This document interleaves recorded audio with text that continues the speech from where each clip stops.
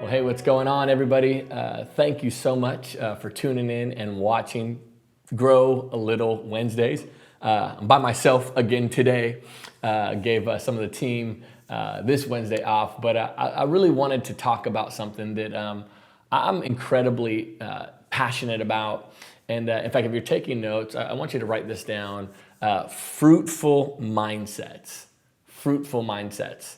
I really think, I've been around great leaders. I've been around good leaders, bad leaders. I've been around all kinds of different types of people. And there have been a handful of common threads that I have discovered when it comes to how fruitful people think. What are the things that occupy their mind? What's their approach? And things of that nature. And I want to give you a handful of things that I think are incredibly helpful, because the reality is we have to be really careful as to what conversations we participate in. We have to be careful of the external conversations that we're participating in. Sometimes you ever found yourself being in a conversation that you just felt like, man, this wasn't fruitful. It got kind of gossipy. It got negative. It got pessimistic. It lacked faith. And have you ever found yourself having a conversation like that and you leave that conversation and you're like, man, I got to take a shower or something like that, because that was not a fruitful conversation. We also got to be mindful not just of the conversations we have externally, but also of the conversations we have internally with ourselves, the things that are going on in our own minds. 2 Corinthians chapter 10, verse 5, it says, "We demolish arguments and every pretension that sets itself up against the knowledge of God, and we take captive every thought to make it obedient to Christ." So man, really, there is power in the way that we think, because the way that we think determines our approach. So I want to give us, like I said, some fruitful mindsets, some things that I've just found in my own life to be helpful, and as I've observed great leaders, these are things that they kind of a golden thread that they tend to all walk in. Here's the first fruitful mindset. Number one, no one owes me anything. No one owes me anything. In fact, I would even encourage you to repeat this to yourself again and again. Anytime entitlement starts to rise up, anytime you start to feel like, man, I'm not getting my due, repeat that phrase. No one owes me anything. Most of frustration in leadership will come, and in life, will come from us believing that people owe us something. I really believe that it's kind of a loser mentality that says, I would be fruitful like them if only. I would be fruitful just like them if only I had this, if only I had that. And by the way, this is a very unattractive quality. When it comes to people that feel entitled, this is just a very unattractive quality. And eventually, people will just start avoiding you. I remember years ago, I had a friend that owed me money. It wasn't a massive amount of money. It was a little bit of money. And he owed me money.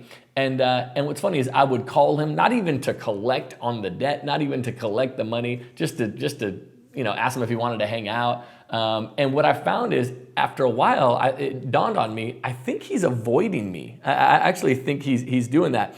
And he didn't want to be around someone that he owed something to. And the reality is this: people will start avoiding you if they always feel like they owe you. So you got to be really careful that you don't live with this type of mentality that people owe me something. No one owes me anything. That is an incredibly fruitful mindset. Here's number two, fruitful mindsets. This is a big one. Pick leaders, trust leaders, stick with leaders. Pick leaders, trust leaders, stick with leaders. I remember talking to a youth pastor, and I was talking to a youth pastor, and this is not that long ago, and we were having a conversation, and he was kind of complaining about his senior pastor. He was complaining about his boss, and about, oh man, the youth ministry could be more effective if this, and kind of gets into number one a little bit, and he was just complaining about the leadership of his senior pastor. And one of the things that I asked him, actually, at the end of our conversation, I actually asked him, I said, okay, is your senior pastor like putting you in a basement somewhere? Is he locking you up? Like, do you not have a choice in the matter as to whether or not you work for that senior pastor? Like, do you not have a choice, in the matter of who you're following? Because the reality is you do have a choice. You and I, we pick leaders. And I would encourage you that once you've made your selection, man, pick leaders, trust leaders, stick with leaders. And this has been a huge quality that I've seen in fruitful people, because sometimes I think what people miscalculate is that actually following a bad leader can be easier than following a good leader. In fact, a lot of times when I hear people complain about bad leadership, they make the assumption that their life, their job, their role, their fruitfulness is dependent on that leader, and that, man, if only they had a better leader. See, I think following a bad leader actually can be easier, because good leaders are going to see and correct things that you don't see. Good leaders always have other quality people around them. So you might not stand out as much because good leaders have other quality people around them. Good leaders won't let your individuality trump the team. And good leaders always challenge. So listen, if you're having a hard time right now following a bad leader, can I encourage you, man, get good at it. Get good at following. Be a great follower. Be good at following all types of leadership. And don't make the assumption that you think, if I could just find a better leader. Because the reality is this, and you know this if you're a leader, all you are leaders. Every leader is a human being. Every leader has flaws. Every leader has imperfections. And so one thing that I've really seen to be just a fruitful mindset for us is to pick leaders, trust leaders, and to stick with leaders. Number 3, when it comes to fruitful mindsets, trust the process.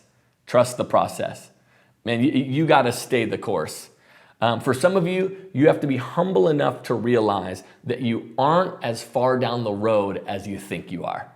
You got to trust the process. For others, you need to stop beating yourself up and realize, oh man, I am on a journey. To get back to youth pastors, because that's the field that I work in, I find this interesting. The average stay for a youth pastor, like at a church, is around 18 months. It's usually kind of the average stay. And I think the reason why that is the average stay is that's about the leadership depth that most people have.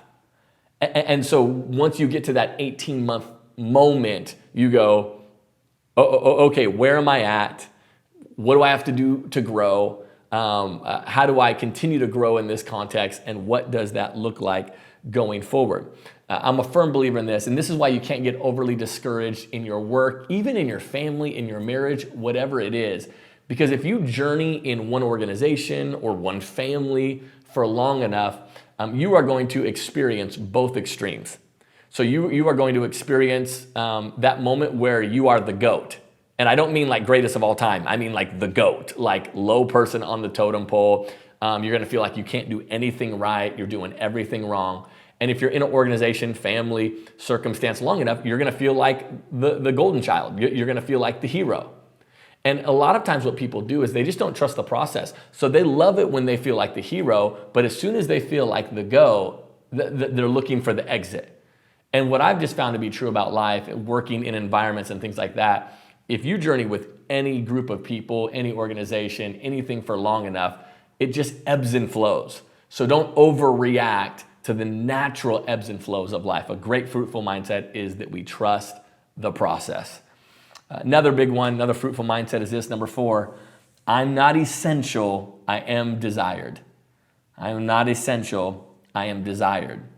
This is a tension that I think is really, really important. In fact, I think there are very few things that are as attractive that you can find in a person as somebody who is confident and humble. Right? That's really the goal of what we're trying to do in our leadership as a human being, in our pursuit of Christ. We're trying to be confident and humble all at the same time. And so it's important that we don't overestimate ourselves in an organization. It's very important that we don't do that. See, pride is the only outlet for someone who has overestimated their importance. The only outlet, once we have overestimated what we are bringing to the table, the only thing that can be manifested after that is pride. And so you got to be really, really careful. So this is just a great posture to come. Even myself as the senior pastor, lead pastor at Grace City Church, I got to be mindful to go, okay, I'm not essential, meaning God doesn't need me. Like Grace City doesn't need me, right? And we know this in the scriptures. Remember, King Saul. King Saul was there and he disobeys God, and God goes, okay, King Saul, you're out. David, you're in. And we see this replacing of leadership. Judas, right? He was one of the 12 disciples. He is replaced. And so we got to be really careful when we believe the hype machine that says, oh, I am essential. Listen, we're not essential. But there's some good news about this is this. You are desired, though. Like, God wants you to be on this journey. God wants to work through you. You are desired. Not essential. I am desired. Great fruitful mindset. Number 5. This is a big one. Number 5. I give what I desire. What a fruitful mindset. I give what I desire. It is always easier to talk about what's not there. See, I see people use the organization as an excuse all the time. And now the reality is this. Sometimes there is truth in the excuse, right? Sometimes there is truth in the excuse. Whether it's the excuse that you make, that whether it's your husband or wife or your kids or your job or your boss, whatever the case may be, we can find excuses. That's why excuses are so dangerous, because they're always, within arm's reach. Now, there is some truth to this, but the reality is this. Here's a great question to always ask yourself. But is this helpful? Is this excuse helpful? Even if I can find some truth in the excuse, is it actually helpful? Is it going to help me get to where I want to get to? I tell our team this all the time. Listen, you want to lead up in an organization. So if you want to lead up in an organization, meaning have influence with your supervisors, with your boss, do something that you wish the organization was doing and do it well. And there's a good chance the organization will adopt it.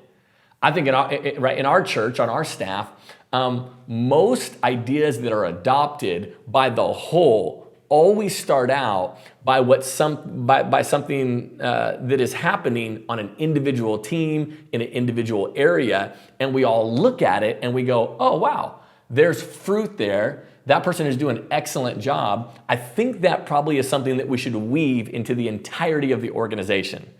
And so sometimes we just complain and we go, oh, why isn't the organization doing this? Why isn't the organization doing that? To the measure of influence that you have, just start doing it.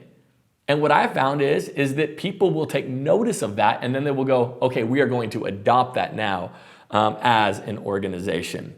One thing I find interesting too when it comes to, I give what I desire, a great fruitful mindset.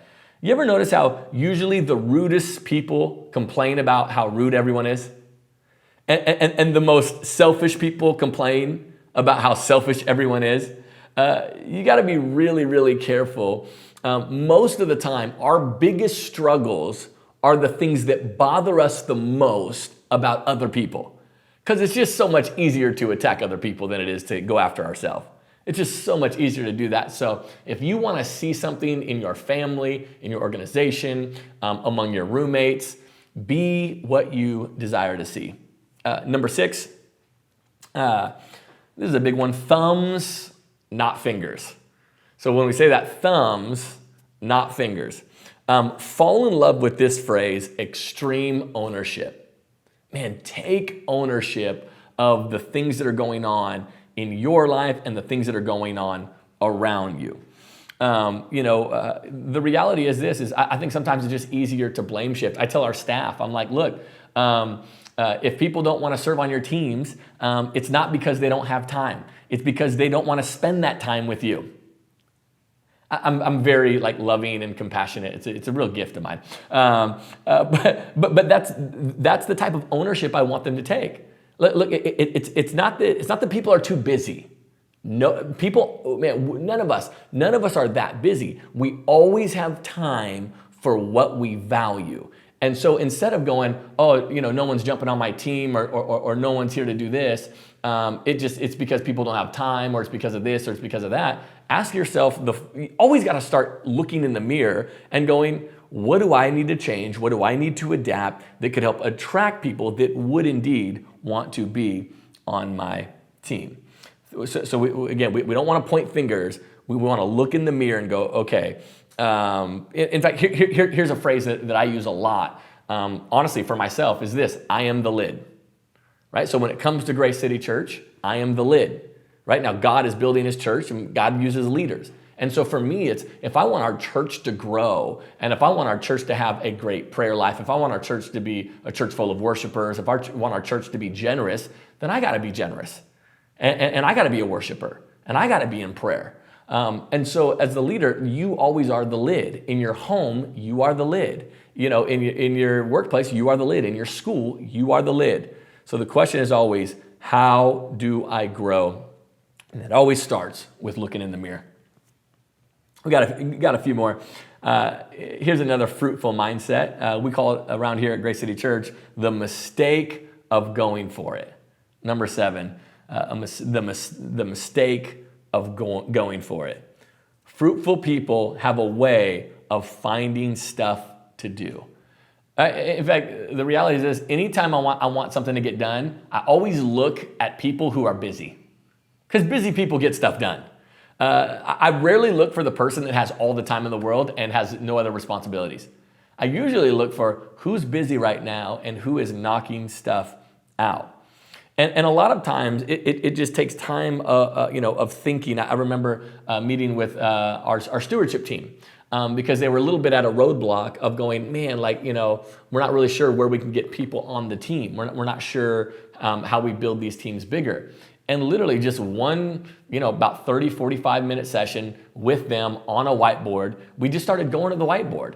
And we just started going, man, if you could do anything in your team, what would you do? And we just started writing down roles. We just started writing down what are the things that, obviously we're not meeting every need in our church. So how can we expand and how can we continually meet more needs? And the reason why I wanted to do that with them is because I just wanted to encourage them to go, hey, let's go for stuff.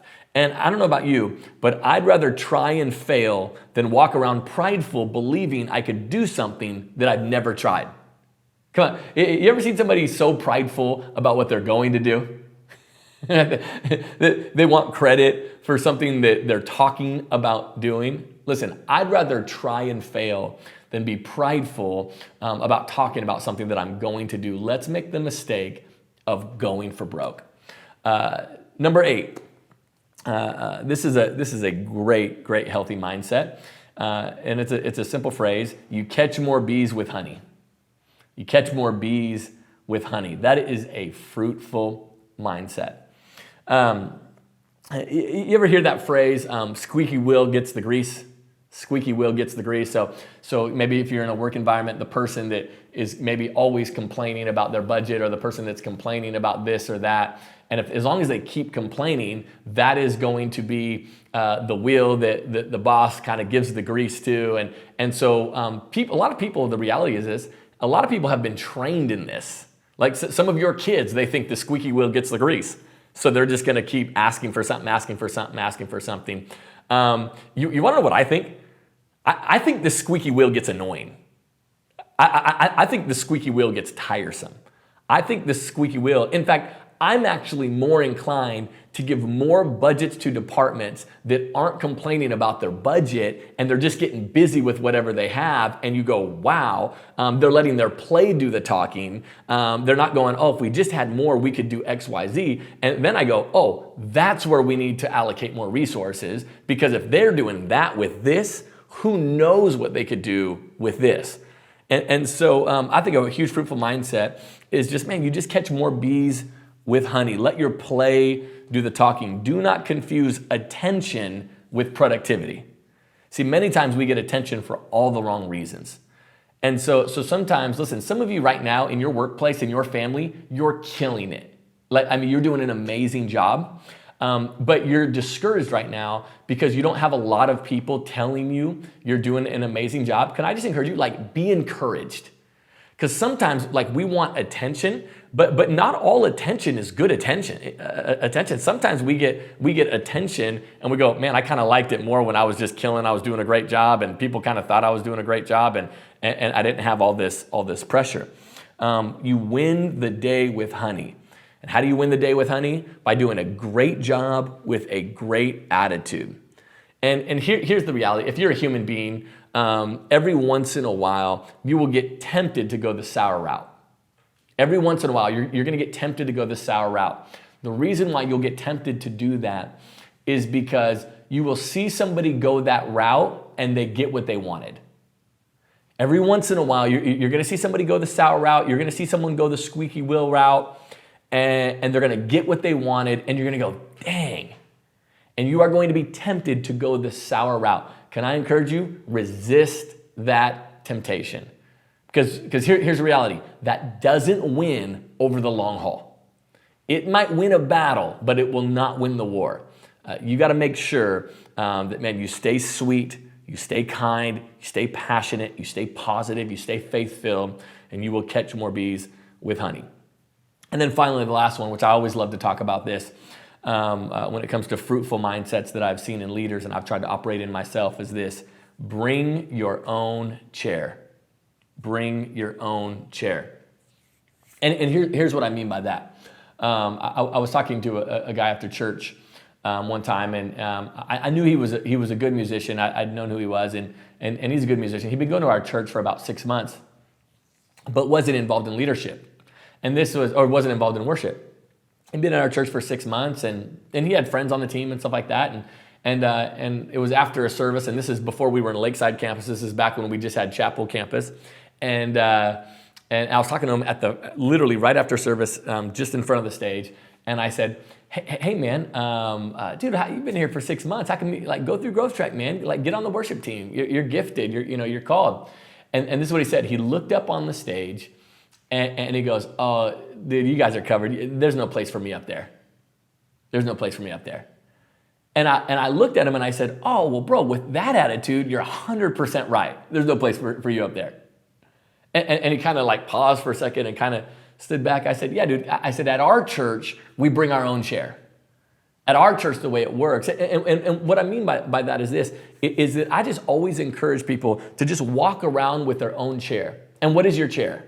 Your chair is your calling, your skill set, your countenance, your disposition, your grace that God has put on your life, your leadership abilities, all that stuff. That is your chair.